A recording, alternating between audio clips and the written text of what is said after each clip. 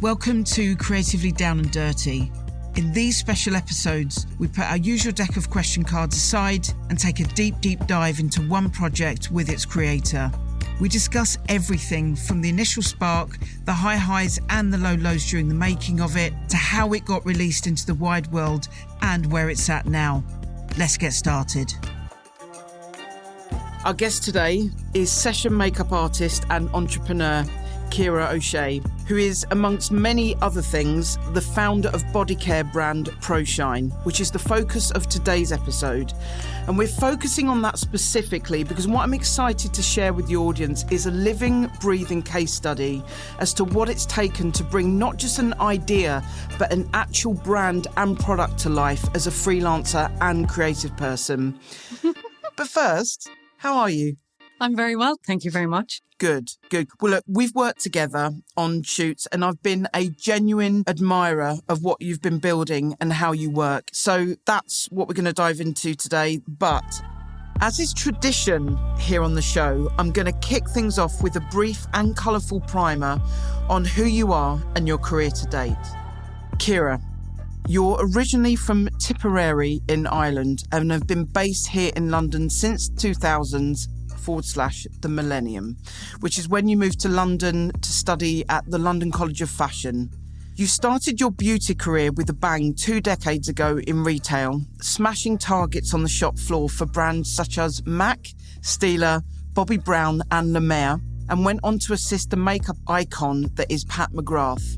Then in 2014, you signed as a makeup artist in your own right, and you haven't looked back since, earning a reputation for your refined and luxurious looks, always with an element of surprise. Your words.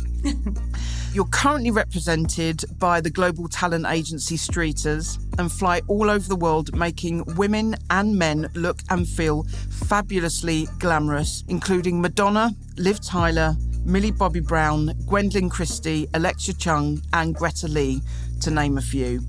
Your warmth, experience and expertise has been at the heart of your success and led to long-standing relationships and collaborations with fashion photographers, stylists, clients and brands, including J.W. Anderson, Ralph Lauren, Miu Miu, Asian Provocateur, and your work's been featured on the covers of Perfect, Dazed and Confused, Vogue, Pop and Love magazines. And as if you didn't have enough going on, in 2021, during a global pandemic, you launched your very own body care brand, Proshine, a 2-step shine system featuring the High Shine Solid Body Oil. As of today, you are stocked online by global outlets, including Free People, Urban Outfitters, Superdrug, and Reed Clark in Los Angeles. I can't wait to dive into how you made that happen. Welcome to the show. Thanks for having me. Thank you. Obviously, I want to talk about the initial idea for the product itself, but I also really want to understand how you go from having the idea to actually making the leap, to begin testing, and then, of course, actually making it happen. So I guess just to kick things off, what's your relationship with makeup? What's the interest? Where did it come from? Tell us about the makeup part. So I think, which is quite a familiar story, I think growing up somewhere rural, if you have creative curiosity, there aren't many things to satisfy it. And I think my mum, she really loves product and she would always buy new things. And I think it held my fascination. She also loves to dress up all of the time, like all of the time, right? Amazing. Woman's never worn a pair of jeans. So I think watching that was interesting to me. Yeah. My granny was an artist. Some cousins are sculptors and really good at it. And I'm not an artist, not in the conventional sense. And I think I was never massively exposed to it, but it was around and it really intrigued me. Yep. You know, I get these glimpses. And so I think that's where makeup came into it. I thought it's kind of instant gratification, isn't it? Like you create something, it's colourful, it's fun, it can be taken off. There's not a huge amount of risk involved. And then I think I was so intrigued by how things worked. And I've always had a love of colour, like always. And even to this day, my house, every room's a different colour. You know, people are always exclaiming that I'm very bold with it, which I always think, I don't know how to take that. What colour's your living room? Red. Bathroom? One is terracotta with a 5-colour ceiling. The other one is pink. Okay, fabulous. I do love colour, and I do love it in a really refined way. I don't like to be vulgar about it, but I do think that part of my fascination with makeup comes from there. Colour harmony, colour stories, like, you know, product wise, I think it comes from how does everything fit together? How do I solve a problem? How can I solve a problem quickly? And I think that's what led me to Proshine. So you had this sort of early fascination with colour. And then what about the idea of texture, specifically in relation to skin? What's that connection? Do you know what? That is a really modern journey. Yeah. When I studied, nobody was talking really about texture. Wow. Like, not massively. We were talking a lot about matte skin. It was all about coverage, concealing. It was all about decades and different types of makeup, a 50s makeup, a 70s makeup, you know. Whereas now we're all so into textures and, you know, how that looks under different lights and in different scenarios. And so I think it was only once I learned the majority of what I set out to learn application-wise did I start to think about texture. Right. And I think probably Pat McGrath taught me something about that. And also, while working retail, I got good at it without knowing I got good at it. You know, and I think like people would walk in off the street. And so you really have to think on your feet, right? Yeah. You learn how to work with real skin. Yeah. And I went to Australia when I was about 24, and I worked retail there for a couple of years in an amazing place called Mecca Cosmetica. And they were making their own product as well. And I would have these really interesting conversations with the product development team about kind of texture. And I think, you know, that then started to inform my decisions.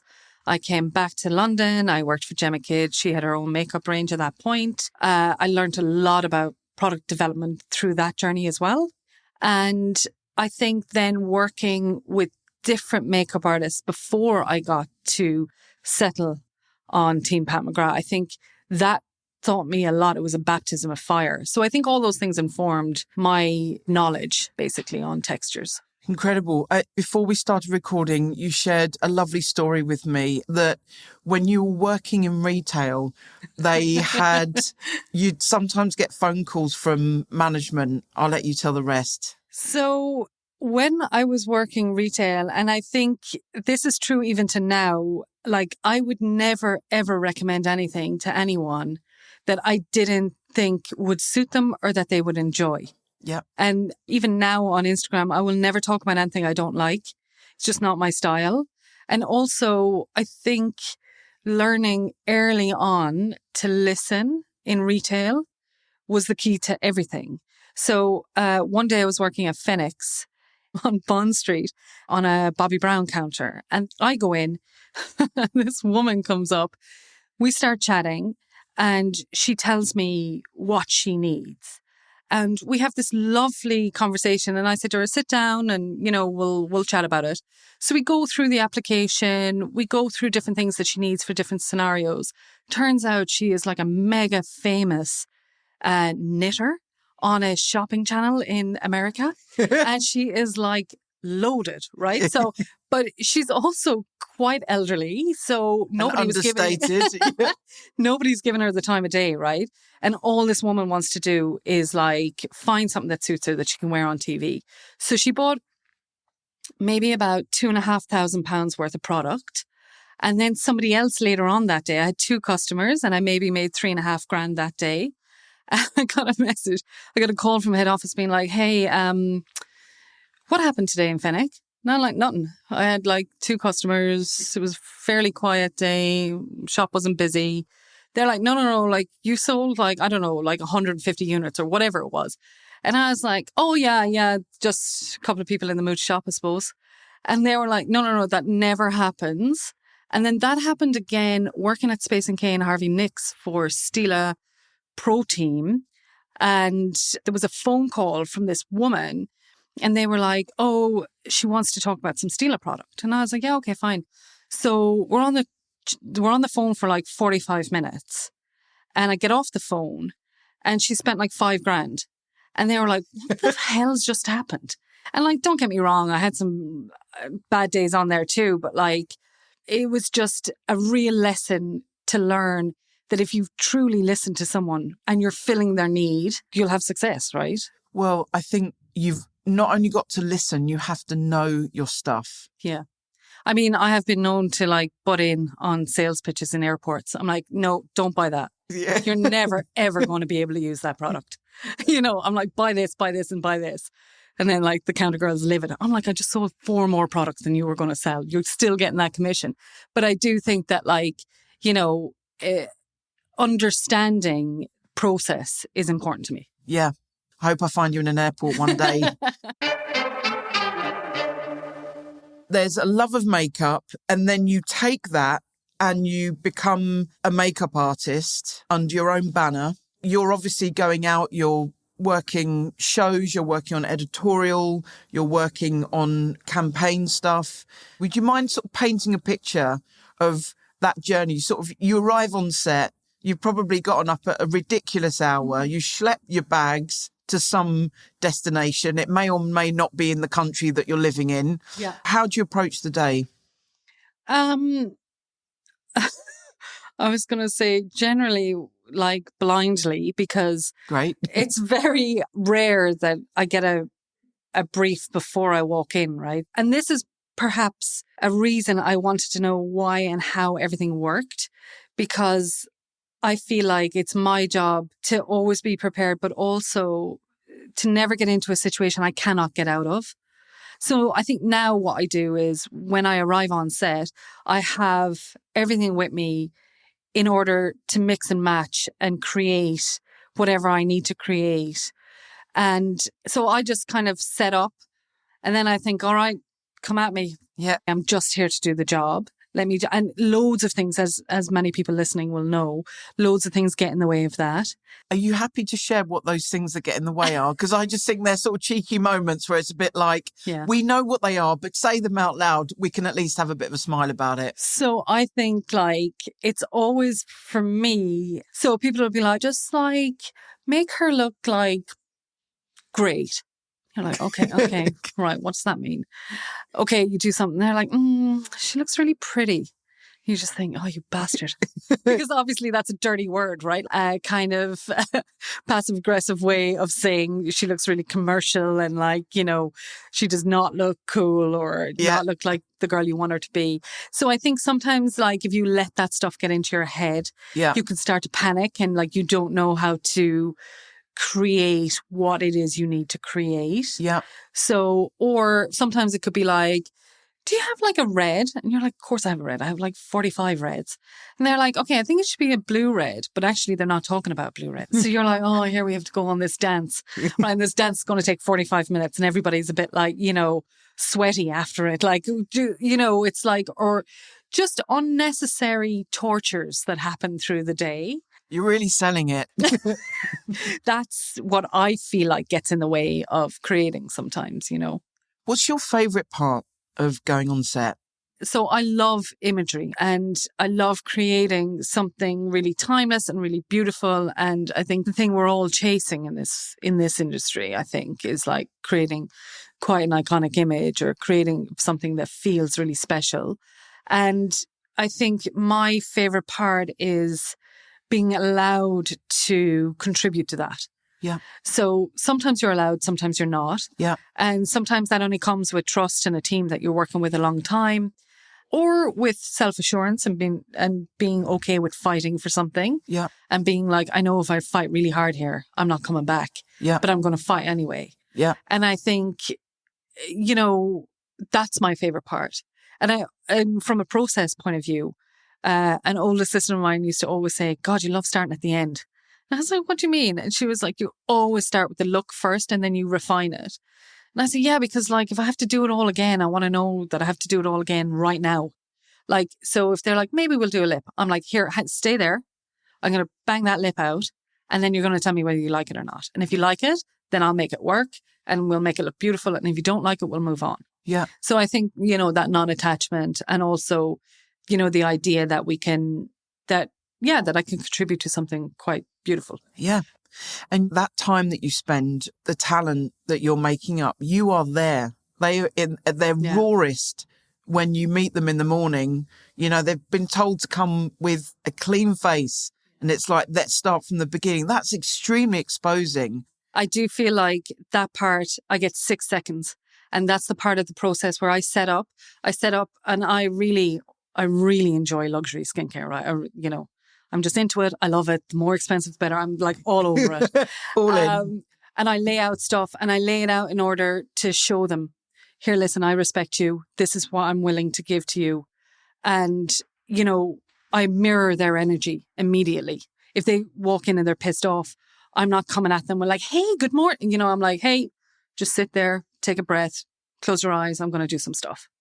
You know, I think that's part of the process that I think, you know, is really important to create. So, Proshine.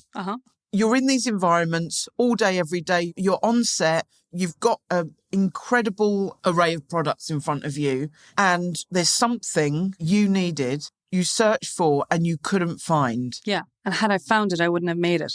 Right. So I had no intention of making it. Great. I did everything in my power to not make it. Right. So a couple of very memorable shoots, hiking up a mountain in Transylvania, getting to the top of the mountain thinking I really could do without this glass jar of body cream in my bag that weighs about, 2 kilos. Being in a sand dune with Cool Sprouse in California, thinking, over my dead body, am I opening a jar of cream on this sand dune in the wind? And then being on an agent provocateur shoot with 6 girls, with them telling me, hurry up. And I'm like, there's so much skin on show here. Yeah. How on earth am I getting that done? I don't care how many assistants I have. How are we getting that done? Now my hands are full of cream and I can't touch up the face. This is so impractical. And that's how Proshine came about. Okay, great visuals. Thank you for that. We've gone from the mountains to the desert to the we've covered the lot. Exactly. It happened a few times in really extreme environments. And then when I would come across celebrities, they would often be like, I don't use anything unnatural. I don't use anything that isn't clean. And I was thinking, okay, well, I can't speak to every ingredient out of the 3 body care products that I've just tried.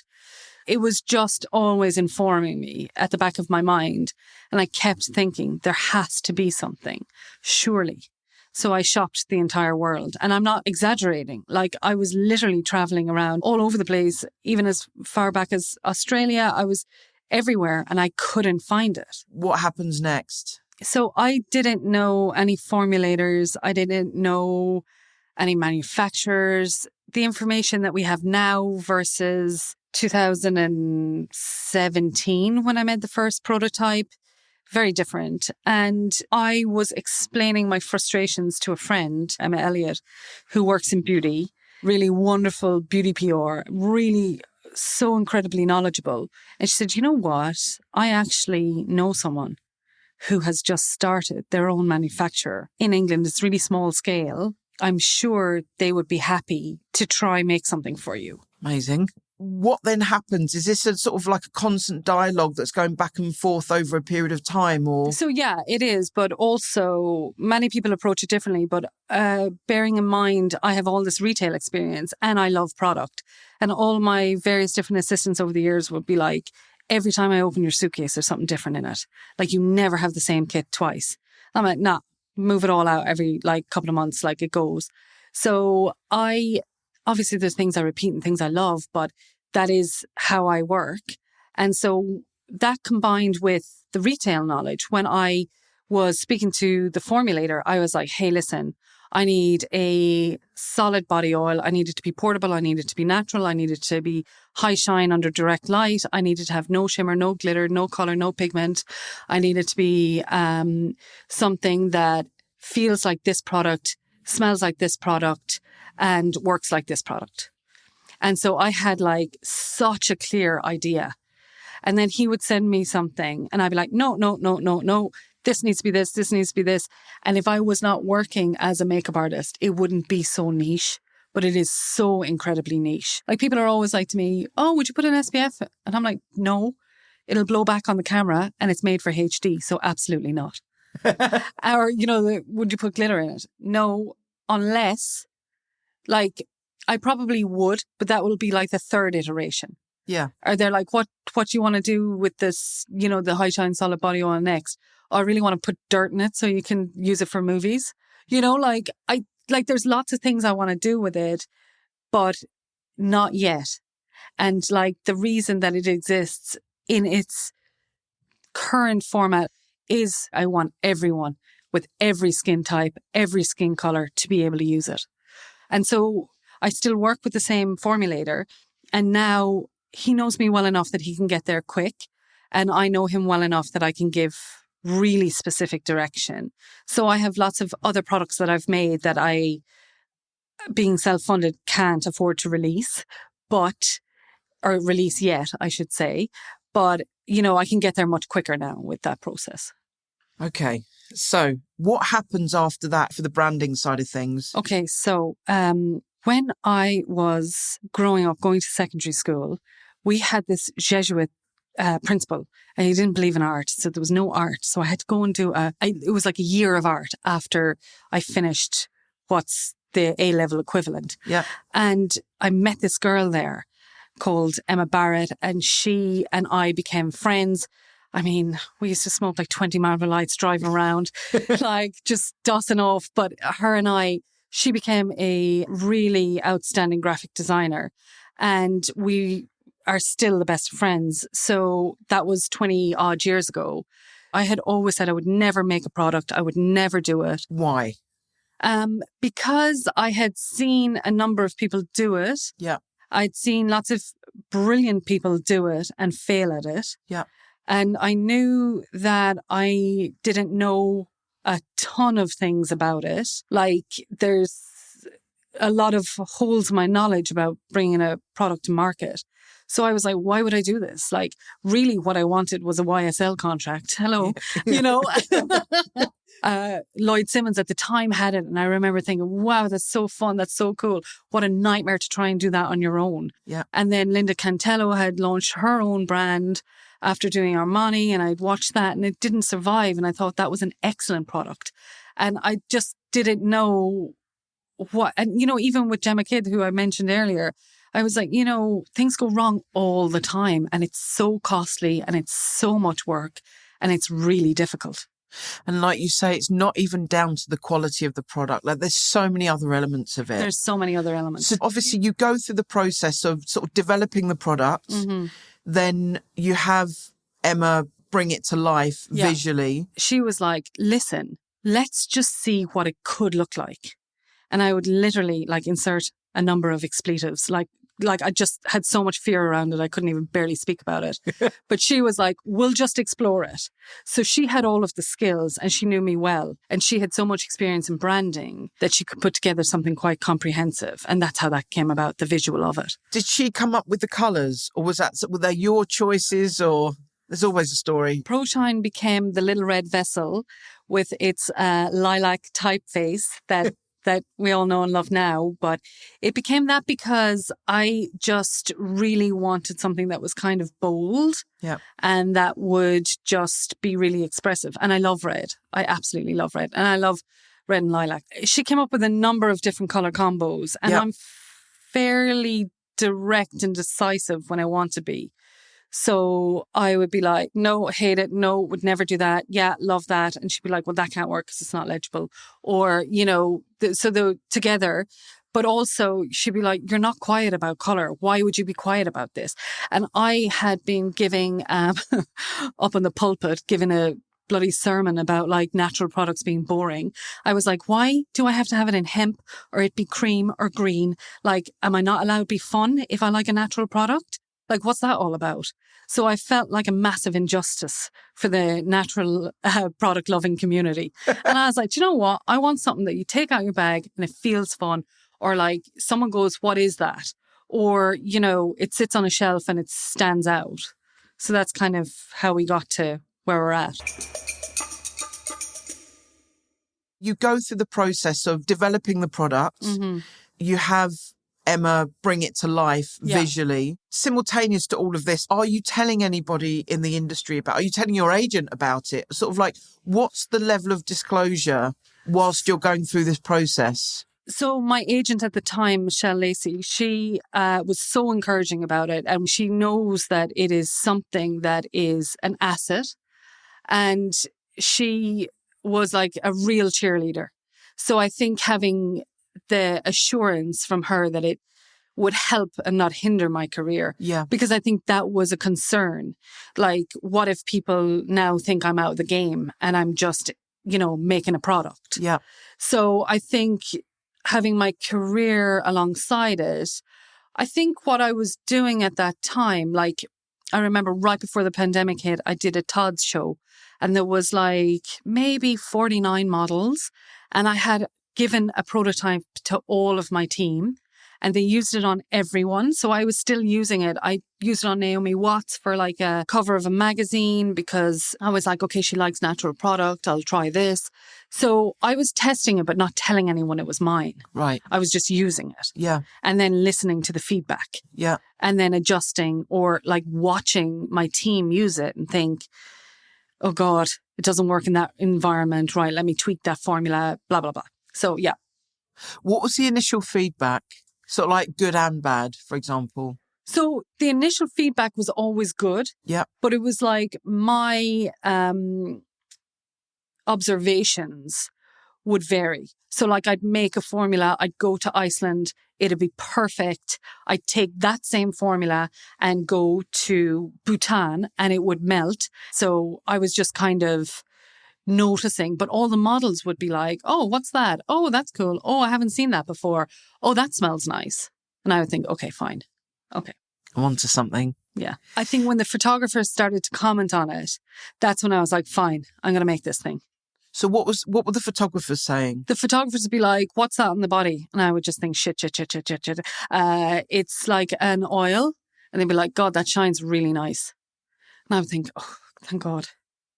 That combined with the models being like, oh, that's nice. And then the hairstylists or the stylists being like, oh, that's cool. Can I use that? Or, it was kind of a accumulation of all of this like nice feedback I was receiving. I meant to ask you 1,000 times already. Where did the name come from? Professional shine. That's what it is. Done. And like, that was like not something I labored over. That was like immediate. And there's something I have in the pipeline that I have a name for as well. People are like, I don't know. And I'm like, well, I know. That's the arrogance of being the founder. You can be like, no, it's this. I'm clear. And which is the beauty of not having investment, right? And like right and wrong, I understand there's many decisions that are frustrating that I might be making. But right now, I'm the only person that can make that decision. Yeah. Until the brand is really sturdy. Yeah. Here's a big question for you. The money stuff. Because obviously it's one thing to have an idea, another thing to sort of start developing it to a certain extent, but there are costs involved, even to start interrogating something a little bit, not knowing what's going to come out the other side. Yeah. So what was that process for you? Did you have to put some money aside, or what was the thought process as to how you got to let me see what I can start making?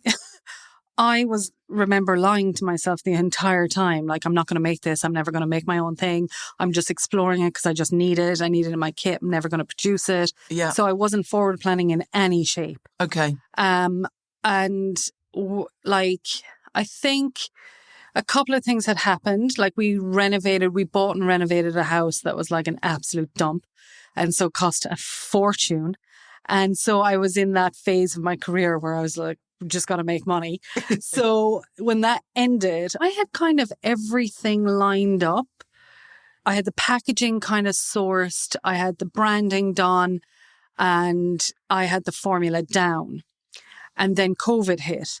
And I remember with my last paycheck, with everything that was owed to me, I spent it all, gambler at heart, spent it all on Proshine because I thought if the bailiffs come for the house, what am I going to do? At least I've got a body oil. Pay him in body oil. I was like, I can at least try and sell this. Do you know? At least I have something that's physical. So that was how I approached it. I'd love to tell you I had like a spreadsheet and all this thing, but I didn't. I was no, just like... totally overrated. They're out the window anyway, way before this. Because I think also it's like, it starts as one thing and it sort of, it grows arms and legs, obviously, along the way. So with your friend, the designer, what was the agreement? Or, I don't mean that. Do you know what I mean? It was, did you just say, listen, I'll sort you out on the other side? Oh my God, I'm still telling her that. Do you know, I'm like... Thank you, Emma. Yeah, thank you, Emma. I'm always annoying her. I'm like, hey, so I need this thing like yesterday. And she's like, yeah, I have like a full-time job that's like really demanding. Like, can you give me some lead time? I'm like, yeah, no. So, and like, bearing in mind, I'm not paying her. Yeah. And I'm like, I'll give you some equity when it's worth something. Yeah. Do you know? And I'm like, can't really put a date on that. Yeah. So I think that is really hard because I don't even know much about that journey either. So that's what I'm saying when there's lots of holes in my knowledge. It's like, okay, right, I'll fill those holes, then I'll move on to the next pothole and learn about that and then fill that hole. So that's kind of the approach I've taken in terms of this big journey. Like, I can't know it all. I don't know it all. I'm not going to know it all right now. So I'm just going to learn as much as I can for this part and then move forward. So many friends did me favors, still doing me favors. Yeah. So many clients are so generous. Like, the community, I think for a long time, I felt really outside or like I didn't fit or belong. And I think this journey just makes me understand that we're all quite alike, actually, and that everyone has so much good in their heart. I'll be on set now and I'll take out the stick and it's a team I'm with often, and there's someone new there and they go, what is that? The whole team's like, wait, it's Proshine. This is what it does. Or, even the model sometimes harps in on it. It's really nice. Everybody is still doing me a lot of favors to help me because I am self-funded. There are limits to what I can achieve. Yeah. And there are many roadblocks because of that. But then I think A, Irish people are obsessed with owning things. And B, if I go for investment, like the brand's not big enough to pay back that investment. I'm only one person. There's only so much momentum I can build. Like, I can't pay influencers. Yeah. I can't go viral on TikTok because I don't have enough time to figure TikTok out. I can't create content that isn't like quick and off the cuff because I'm working as a makeup artist or, I'm trying to do like the back end of Amazon or like something, so I think there are many frustrations along the way in terms of growth and funding. Yeah. But I'm just trying to be a little more patient because I do think that as long as I own it, I can do whatever the hell I want to do. Yeah. Even to the point now where I've created something for a launch that's coming up and it's quite different, like just a visual. Yeah. And it's quite different to the other visuals that I've created. And somebody was saying to me, I'm not sure it fits the brand. And I just thought, couldn't care less. It fits me, fits the mood, it fits the place it's going to. Yeah. I'm doing it. Because no one can tell me not to. Yeah. And that is the arrogance of being the founder and the funder. Well, it's a blessing and a curse in a lot of ways. It's all on you and it's all on you. Yeah. So it can go both ways. Whatever happens, it's your idea, it's your money, it's your vision. Yeah. And understandably, it's at a stage from what you're describing where all of those elements are still very much 100% directed by you. Yeah. So the money, the vision, the product development, is there anybody else that's involved in any of those? No. I mean, back to Emma, like I will do something and she'd be like, you can't do that in that typeface. It is not the type. And I'll be like, oh, sorry. Okay. So she'll pull me in, rein me in a bit that way, which is really important because I think it keeps a cohesion in the brand. Yeah. And I think, I get bored easily. So I can, often want to move on or change things. And I do think that she keeps me in check that way. And I think that's really important to have someone to do that. I have someone that helps me on a kind of a freelance basis with the retail end of things. I have a fulfillment center, which I had to have because, and I think lots of brands, Proshine's size, maybe wouldn't have that. But it was something that was really important because, like I say, I'm working, I'm traveling, I can't fill orders. Yeah. And that has allowed me to grow much quicker than I would be able to otherwise. Yeah. So that kind of forced expense was a blessing. And it's come back to you. Yeah. Because I have 10 retailers for Proshine and they are across the US and the UK, and customs, all that kind of stuff. It would get so tricky. But by having a fulfillment center, I'm able to effectively fill all those orders without trouble. So it gives the retailer a lot of comfort. Yeah. I'm easy to do business with. And I think, working as a makeup artist, I think that's a lesson I learned quite quickly. You have to be easy to do business with. Massive lesson on so many levels as well. When you mention sort of all these multiple retailers, are you reaching out to them? And are you deciding where you want the product stocked? Yeah. I think it's, for me, a democratic product, as in any person, any colour, any age can buy it. And it's important to me that they have access to it. So while I really wanted to be at the stores worldwide that I adore, I'm really open to it being at like big, more commercial stores that are big conglomerates. Because I'm like, yeah, if, someone rurally wants it, I want them to be able to reach it. So the super drugs, the Free People, the Urban Outfitters, are you approaching them? Yes. So this is where, with my work as a makeup artist, I can work for a brand and then be like, hey, do you know who the head buyer of beauty is? Can I have their email? Yeah. Being quite brazen. I always think, oh my Great. God, maybe I'm going to lose this job because of this. No. But I do that hustle for that reason. Yeah. And then also, though, I'll get people, like I had a call with somebody in the US last week, a massive retailer. And I was like, how did you hear of it? And I can't advertise on Facebook or Instagram because A, it's just not, A, B, too expensive, and B, they think my brand is too provocative, so it's banned from advertising on that platform. So it's not like my ads are popping up, right? So I was like, how? And the buyer was like, I was looking for interesting brands and you got promoted to me. Wow. I was like, why? Okay, cool. Promoted how? I was like, promoted how? Yeah. And she was like, on Instagram. And I was like, but I don't advertise on Instagram. See, this is when social media actually does what I think it was designed to do, which is reach people. Yeah. That is incredible. And that's it. And it's like, but you have all these choices to make too, right? Like, how do I want to present on social media? Do I want to just have like the brand and its aesthetic on there so that someone that is looking for a brand sees it and thinks, yeah, this fits? Yeah. Or do I want information for the public on there? And does one fight with the other?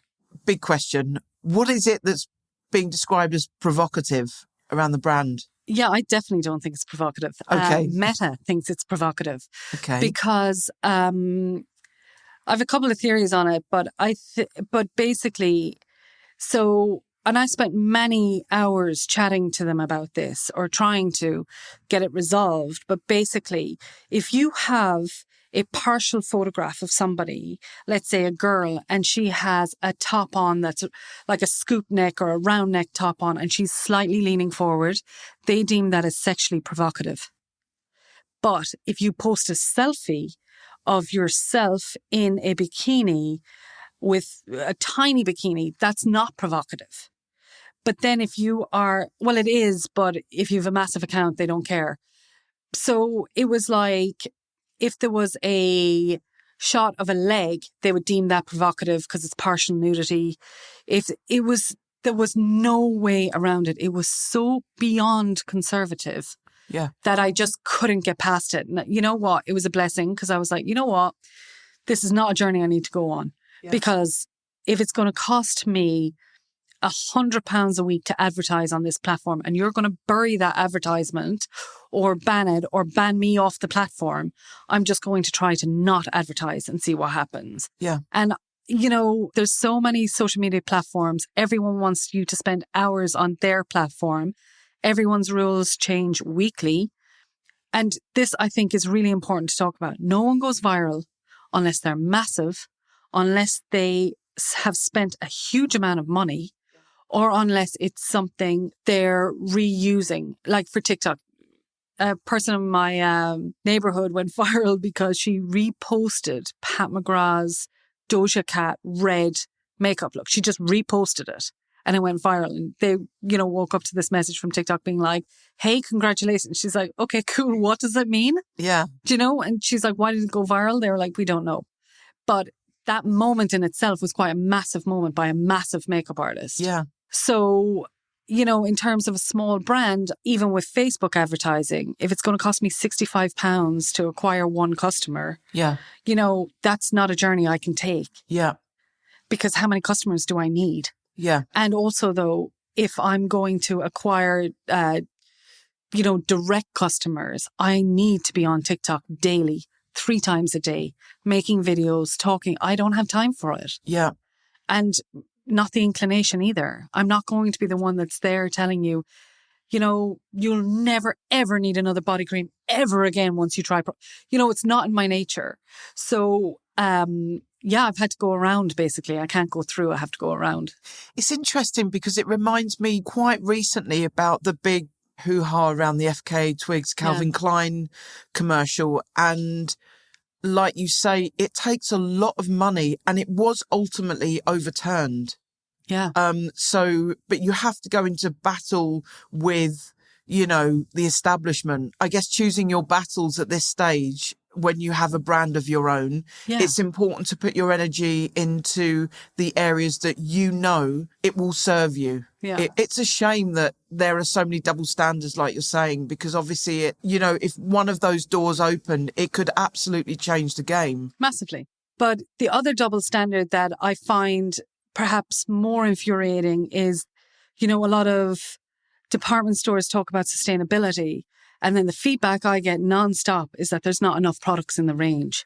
And I'm like, but I only need the 2. Yeah. If you think about Rena, who started Beauty Blender is that little pink sponge, like an egg, that I saw someone pummeling their foundation on with it this morning on the tube. But that sponge, the sponges were so crap before that thing came along. And it was like one product and it did a specific thing and it's sensational. And now it's a gigantic company. So when I get retailers tell me, oh, you know, there's not enough products in the range, I'm like, it can be done. Look at Egyptian Magic. Look at Beauty Blender. Like even Rio de Janeiro's Bum Bum Cream, like that started out as one thing. You know, it can be one thing. But the world, you know, really is into hyper consumerism, I suppose, right now. So that's where we're at. But I don't know. I feel like, yeah, there's actually 4 products. There's 2 more that I haven't done that are ready that I think, oh my God, do I have to launch this for this to be a big deal so that the magazines can speak about it? The magazines don't speak about it till the department stores have it, till you have affiliates. You can't afford an affiliate until you're big. You can't get press until it's in a department. You know, there's all these different things that are hard to navigate as you grow. Yeah. But that's the learning, isn't it? What kind of marketing are you doing with Proshine? Like, what's your approach with the resource that you have? I'm smiling because... Keep smiling, I love it. There is no approach. I suppose I'm most used to Instagram as a platform. Yeah. So that's where I produce things for Proshine, but I'm not spending on any marketing at the moment. So everything that's happening is happening organically.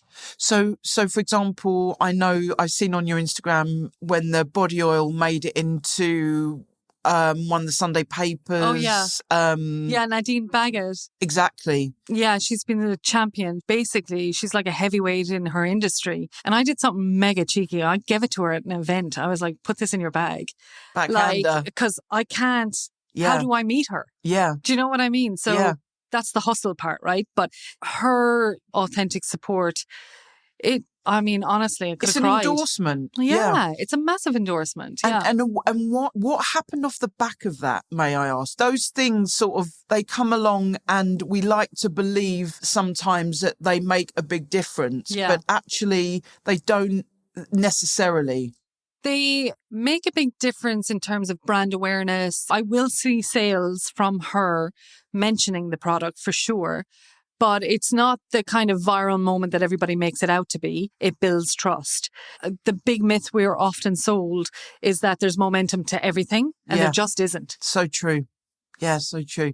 Thank you for saying that. It's important. Yeah, it's important. And I have friends who have been beyond helpful that have a pajama company, and theirs is kind of affordable luxury, and they are invaluable at giving, like, their advice is invaluable, because all of these things, they're like, yeah, you can spend money on that, but you're not going to see a return. What you will see a return on is this or this. And it's generally brand awareness. It's generally, I don't really know with influencers how that works. I presume as long as you've got a niche influencer, that works pretty well. Any bigger influencers that have mentioned Proshine, like I say, I'll see sales, but they won't be like through the roof. They'll be like just a nice little bump that day. But it all kind of adds into the greater picture, basically. So can I road test a scenario with you right now? Be really cheeky. Yeah. If somebody came along and just said, Ciara, here's the deal. I've got stupid buckets of money. I understand your vision. I would love to invest in the product, and it would mean taking a majority share. Yeah. Is it sort of like a feeling in your body right now of just like, hell yes, or I'd need to really think about that, because majority share means relinquishing an element of control. Thoughts? I often think about this. It depends on the cash, right? Yeah. Like, am I paying off my mortgage? Am I buying a new house? Am I building a swimming pool? What am I doing with that cash? Okay. Part of me is like, I don't just have one idea. I have more ideas in me, and this doesn't need to be a forever journey. This can be my infant, and then it can go off to university. Also, like I spoke to earlier, there's many holes in my knowledge about this. So part of me thinks I would love someone to come and take control and really allow that brand to grow legs. And I suppose the only thing I would want would be a role as a creative director. Of course. I'd be fine with that. I do understand how, if the journey goes on, the longer the journey goes on, the more attached to it you are, and the harder it is. Yeah. Like, I think my response a year ago would have been like, hell yeah. Whereas now I'm like, I'm kind of enjoying the learning. I'm enjoying even the painful parts of it, because they're teaching me a lot.